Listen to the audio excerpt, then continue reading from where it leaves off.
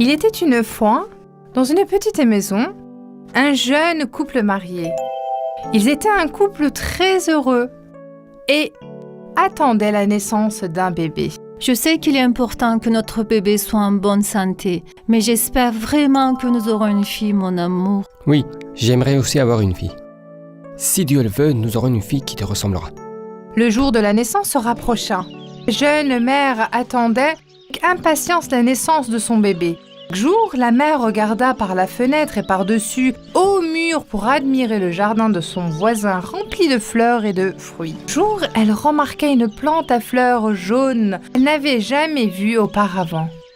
Je me demande quel est le nom de cette plante. Elle sent merveilleusement bon. Je suis sûre qu'elle a aussi un goût incroyable. Il faut que je mange cette plante. Je vais aller directement chez ma voisine et lui demander. Sans perdre de temps, la jeune mère quitta la maison. Mais elle ne doutait pas que sa voisine d'à côté était une sorcière cruelle. Elle frappa à la porte sans de douter du danger qu'elle l'attendait.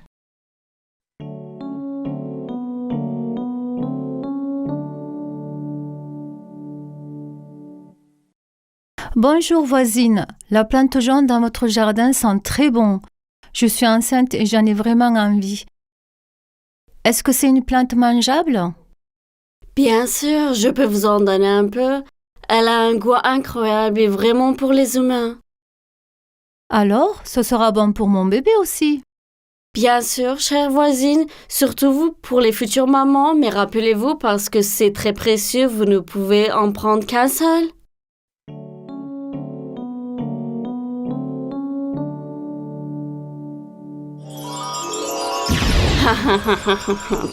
Tout se passe comme je l'avais prévu. La jeune femme a fini de manger le morceau qu'elle avait pris dès qu'elle est rentrée chez elle, mais elle voulait en manger plus. Apporte-moi-en en plus. Si je ne mange pas, je ne pourrai pas avoir ce bébé. Ne t'inquiète pas, je ferai tout ce que je peux pour t'apporter plus de cette plante jaune. Comme la nuit tombait et qu'elle faisait sombre, le mari impuissant grimpa dans le grand mur et prit la plante que sa femme voulait. Cela a duré un certain temps. Chaque nuit, le jeune homme entra secrètement dans le jardin, mais elle était mal à l'aise à l'idée d'entrer dans le jardin de ses voisines sans permission. La méchante sorcière avait en effet fait pousser cette plante pour leur rendre un piège. Elle savait que sa voisine attendait un bébé et qu'elle aurait certainement envie de cette plante à cause de son odeur. Elle avait l'œil sur le bébé depuis longtemps. Elle allait prendre le bébé d'une manière ou d'une autre. Un soir, alors que l'homme entendait un nouveau dans le jardin, la sorcière l'a pris en flagrant délit. Elle avait maintenant l'apparence d'une sorcière. Elle était très laide et avait l'air extrêmement effrayant. Le pauvre homme était effrayé. Pardonnez-moi. Ma femme est enceinte et elle ne peut s'empêcher de manger cette plante. J'ai été contrainte de le faire parce que vous avez dit qu'elle ne pouvait qu'en prendre qu'une. Je sais que c'est mal. Mais si elle ne la mange pas, j'ai peur que ma femme meure. Je suis dans une situation très difficile. J'accepte vos excuses avec une seule condition. Vous devez me donner le bébé qui va naître, sinon je vous détruirai tous. L'homme dut accepter cette condition. Quand le moment de la naissance arriva, une belle petite fille naquit. La sorcière se rendit immédiatement dans leur maison. Son nom sera Réponse. Vous l'élèverez jusqu'à ce qu'il ait 1 an. Dans 1 an exactement, je viendrai vous la prendre. Le couple impuissant accepta.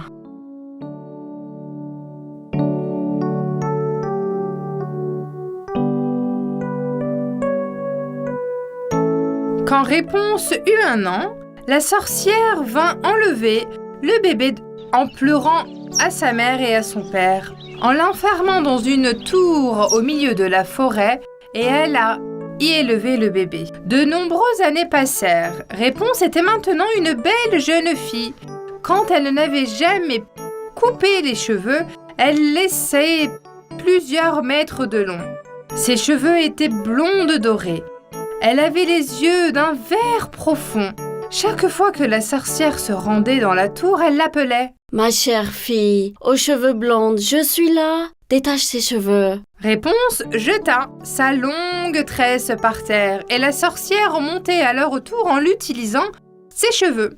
Réponse pensait que la sorcière était sa mère, comme elle n'avait jamais vu personne d'autre que la sorcière jusqu'à présent. Réponse pensait qu'elle et sa mère étaient les seules dans ce monde. Elle avait une voix merveilleuse. Elle chantait toute la journée jusqu'à la tombée de la nuit. Sa voix résonnait dans la forêt et les oiseaux volaient vers la fenêtre pour l'écouter. Les oiseaux étaient ses seuls amis. Un jour, un prince se promenait dans la forêt. Lorsqu'il entendit le chant de Réponse, il se demanda d'où venait ce merveilleux son. En suivant la direction du son, elle s'est approchée de la tour et a réalisé que la voix venait de là. Je dois rencontrer la fille avec cette voix étonnante. Je me demande comment je peux monter dans cette tour. Alors qu'il faisait désespérément le tour de la tour, il aperçoit soudain qu'une sorcière l'appelant en haut de la tour. Il se cacha aussitôt derrière un arbre et observa. « Ma chère fille aux cheveux blonds, je suis là. Laisse tomber tes cheveux. » Réponse laissa tomber ses cheveux tressés et la sorcière grimpa au sommet de la tour. J'ai trouvé comment monter dans la tour. Après avoir attendu le départ de la sorcière, le prince appela la tour en imitant la voix de la sorcière. Ma fille, s'il te plaît, laisse encore tomber tes beaux cheveux blonds. J'ai oublié quelque chose là-haut. Je vais les laisser tomber tout de suite, mère. D'un geste rapide, elles libérèrent à nouveau ses cheveux. Le prince escalada la tour en utilisant ses cheveux et rencontra Réponse. C'était la première fois de sa vie que la belle fille voyait une autre personne. Qui es-tu? Pourquoi es-tu là? Où est ma mère? Il n'y a pas de raison d'avoir peur. Je suis le prince de ce pays. Votre merveilleuse voix m'a permis de venir ici. Pour venir ici, j'ai dû imiter la voix de ta mère. Réponse, qui au début était très effrayée, a lentement réalisé qu'il n'était pas une mauvaise personne. Le prince était déjà charmé de sa beauté.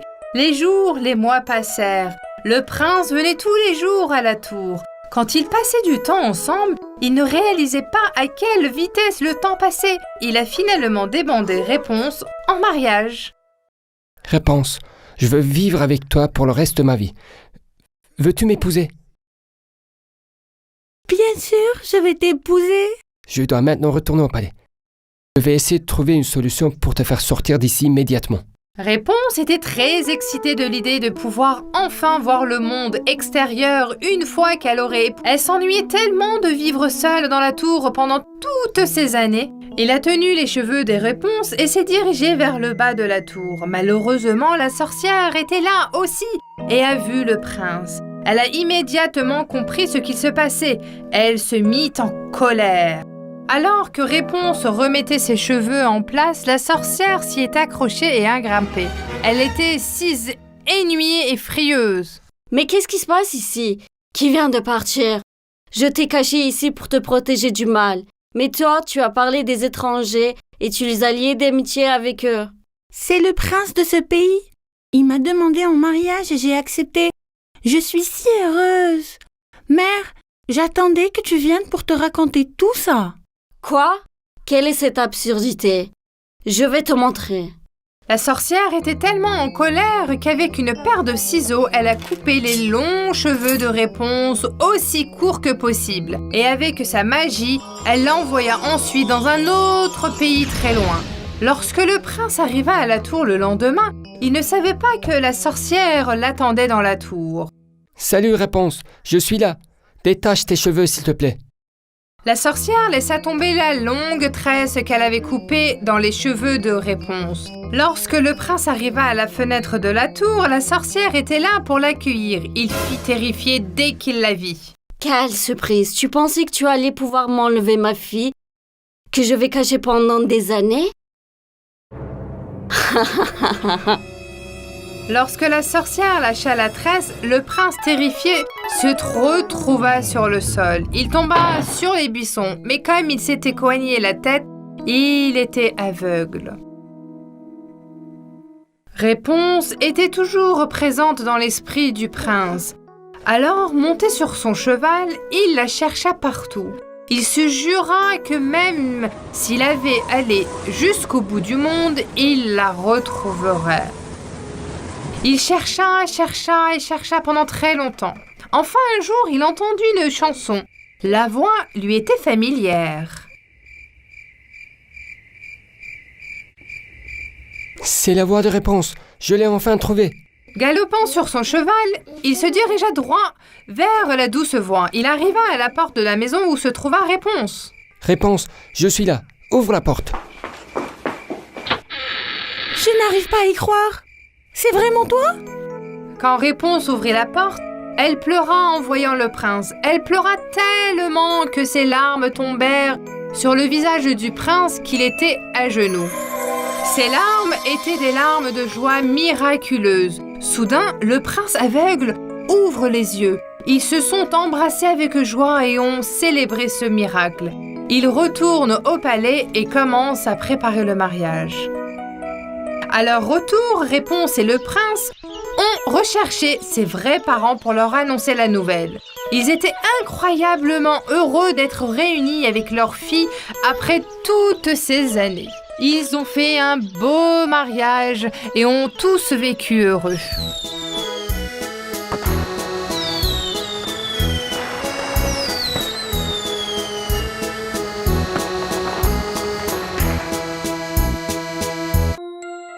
Il était une fois une famille qui avait une fille nommée Cendrillon. C'était une famille très heureuse. Cependant, lorsque leur mère au grand cœur mourut soudainement, leur bonheur prit fin. Le père de Cendrillon épousait une autre femme peu de temps après. Cette femme avait 2 filles gâtées et rancunières. Elle était tout aussi méchante que leur mère. Elles virent toutes dans la même maison.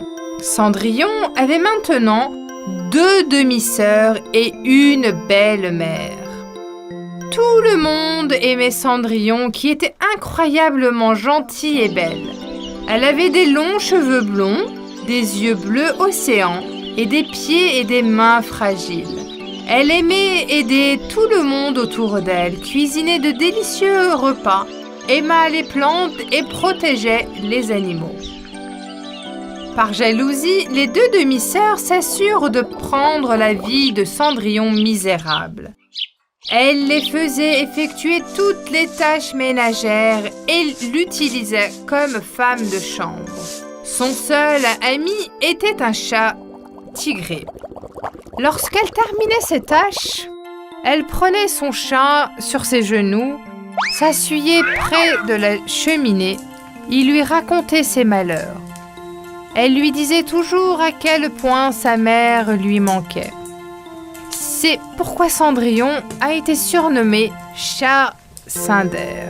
Malheureusement, peu de temps après, son père est mort, lui aussi. Les 2 demi-sœurs et la belle-mère ont donné à Cendrillon une chambre dans le grenier. Tu ne peux pas rester au même étage que nous. Tu es mieux là-haut. S'il te plaît, laisse-moi et mon chat nous réchauffer près de la cheminée. Seulement après être allé au lit, les cendres de la cheminée devraient vous suffire. Vos vêtements sont déchirés. Nous ne voulons pas vous voir dans les coins. La pauvre Cendrillon accepta son sort. Chaque soir, elle s'asseyait près de la cheminée et essaya de se réchauffer avec les cendres qui y restaient. Un jour, un soldat passa chez eux pour inviter toutes les jeunes filles à âge de se marier à un bal au palais. Notre roi va laisser son trône à son fils. La seule condition est qu'il épouse une fille convenable. Combien de filles en âge de se marier y a-t-il dans cette maison? Joyeusement, la mère a présenté ses 2 filles. J'ai de belles filles. Alors, qui est cette fille que je vois dans la cuisine en train d'essuyer les sols? C'est notre femme de chambre. Comment pourrions-nous la mener au palais? Cela n'a pas d'importance. Je dois aussi écrire son nom. Même si tu écris son nom, ça n'a pas d'importance. Elle n'a ni vêtements, ni chaussures à porter. Vas-y, écris-le.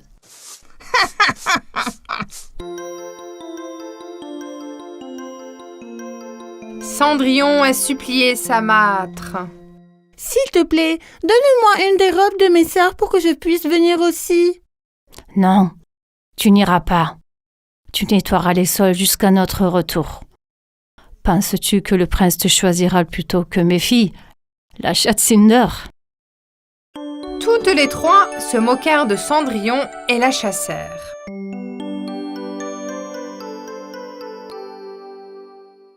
Enfin, le jour du bal arriva. Bien habillées, elles sont allées au bal et ont laissé Cendrillon derrière elles. Cendrillon pleurait désespérément. Jusqu'à ce moment-là, une fée rayante apparut devant Cendrillon.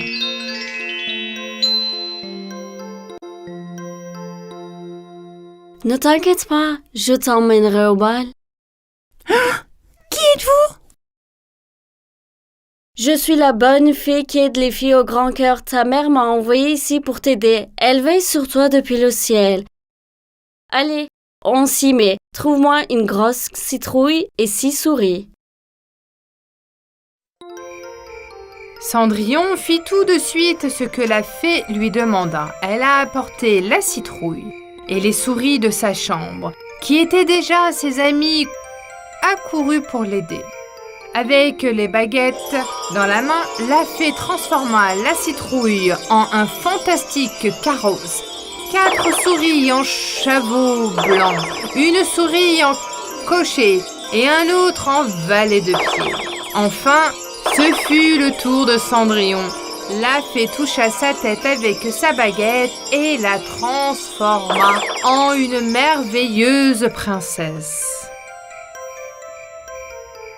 Rappelez-vous, ne restez pas après minuit. Le sort se rompera après 12 heures.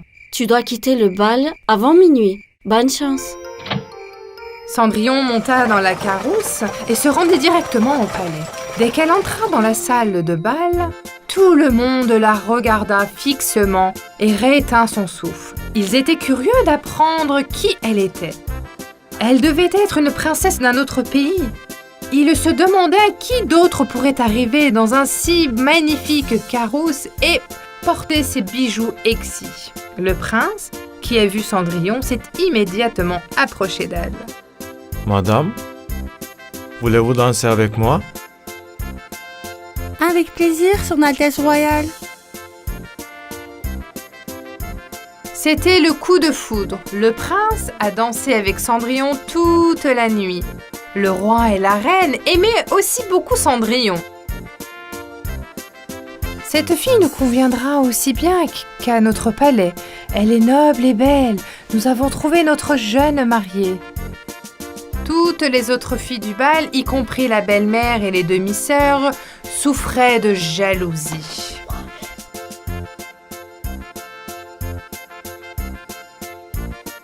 D'où viens-tu? Où habites-tu? Quel est ton nom?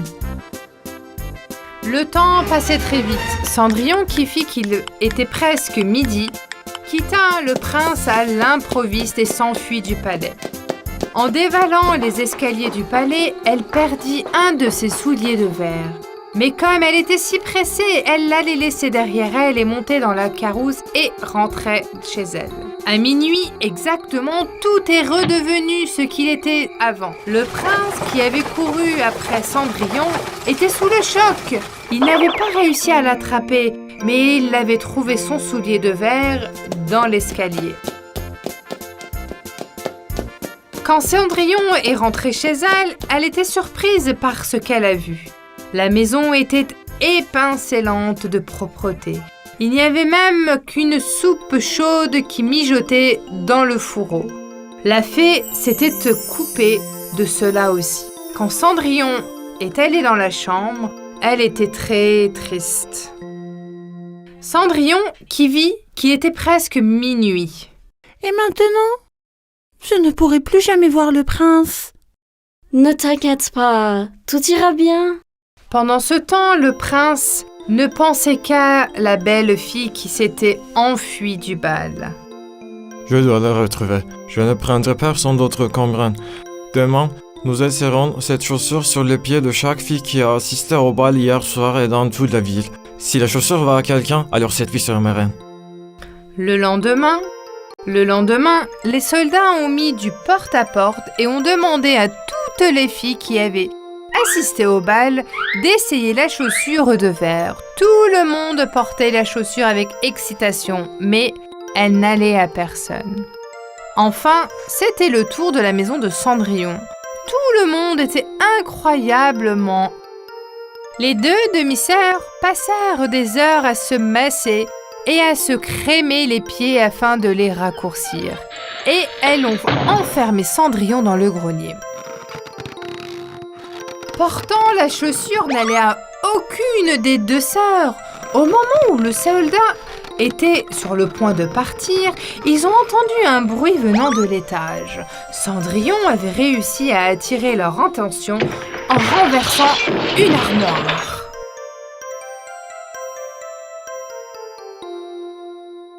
Quel est ce bruit? Qui est à l'étage? Le chat de la maison, il n'y a personne. Aucun chat ne peut faire un tel bruit. Ne mens pas. Allons à l'étage et regardons immédiatement.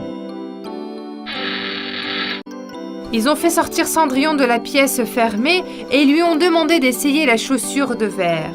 La chaussure lui allait parfaitement.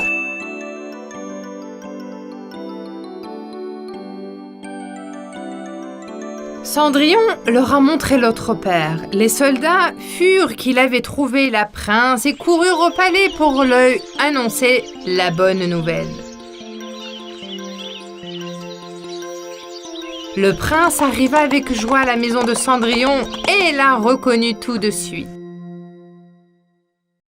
Veux-tu m'épouser et être ma princesse? Ayant reçu la réponse affirmative, il l'emmena au palais. Cendrillon, lui, raconta tout ce qu'il s'était arrivé. Ils se marièrent avec un mariage qui dura 40 jours et 40 nuits. La première chose que fit Cendrillon fut de faire venir son chat Tigré au palais. Ils vécurent heureux jusqu'à la fin des temps et la bonne fée vieillit sur eux en permanence.